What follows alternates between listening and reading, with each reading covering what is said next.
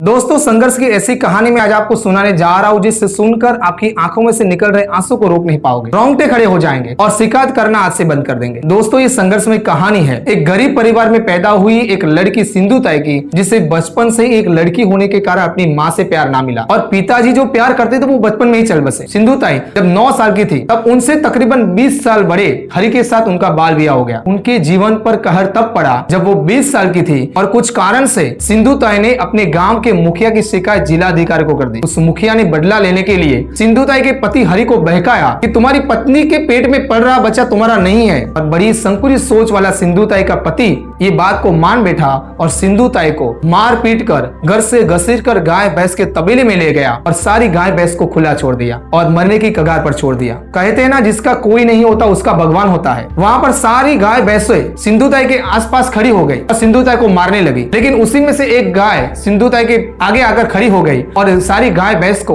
वहां से दूर करने लगी, मानो गाय के रूप में भगवान आकर सिंधुताई की रक्षा कर रहे हो। और यहाँ सिंधुताई ने तड़पती हुई बेहोशी की हालत में एक बच्ची को जन्म दिया। सिंधुताई थोड़ी देर के बाद होश में आई और आंखें खोली। गाय को देखकर सिंधुताई के आंख में से आंसू निकल गए और रोते रोते सिंधुताई ने गाय से कहा कि जिस तरह तुमने गैया बनकर मुझ अनाथ की रक्षा की है, उसी तरह मैं मैया बनकर सारे अनाथ बच्चों की रक्षा करूंगी। उसके बाद इस हालात में सिंधुताई अपनी माँ के पास चली गई, लेकिन अपनी सगी माँ ने भी उसे घर से बाहर निकाल दिया। कोई और रास्ता नजर नहीं आ रहा था तो सिंधुताई अपनी जन्मजात बेटी को लेकर रेलवे की पटरी पर आत्महत्या करने चली गई। लेकिन अपनी बेटी को देखकर सिंधुताई के मन में विचार आया कि आज मैं अनाथ हूँ लेकिन मेरी बेटी को अनाथ नहीं होने दूंगी, और मरने का विचार छोड़ दिया। अपनी जन्मजात बेटी को खिलाने के लिए पेट तो भरना था। सिंधुताई रेलवे स्टेशन पर चली गई और गीत गाकर भीख मांगने लगी और खुद को और अपनी जन्मजात बेटी की रक्षा करने के लिए रात को वो शमशान में जाकर रहती, मुर्दों की चिता पर रोटियां सेकती और पेट भरती। और इसी संघर्ष के दिनों में रेलवे स्टेशन पर भीख मांग रहे सारे अनाथ बच्चों को देखकर सिंधुताई ने तय किया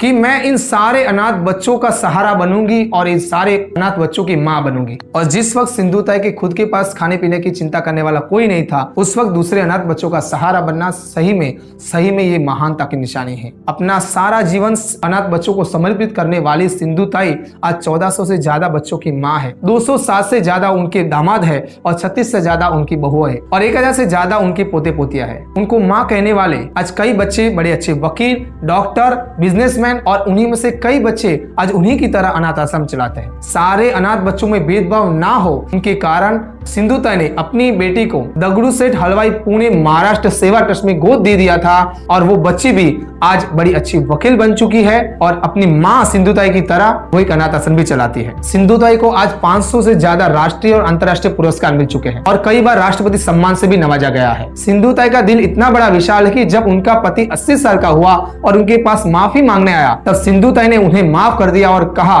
अगर आश्रम में रहना है तो मेरा बेटा बनकर रहना पड़ेगा, क्योंकि आज मैं सारे अनाथ बच्चों की माँ बन चुकी हूँ। और आज सिंधुताई के आश्रम में उनका सबसे बड़ा बेटा उनका पति हरि ही है, जिसने बेरहमी से मार पीट कर 9 महीने से गर्भवती अपनी पत्नी को घर से बाहर निकाल दिया था। उस पति को अपने बेटे के रूप में स्वीकार करना सही में बहुत बड़ी सोच है सिंधुताई की। सिंधुताई कहती है कि अगर जिंदगी के संघर्ष के दिए में तेल खत्म हो जाए तो अपने आंसू डालो और दिया जलाओ। दोस्तों, तुम्हारा उजाला तुम खुद निर्माण करो, दुनिया एक दिन जरूर तुम्हें देखेगी। दोस्तों, ऐसे महान विचारों वाली सिंधुताई की संघर्षमय कहानी अपने सारे दोस्तों के साथ शेयर कीजिए। धन्यवाद।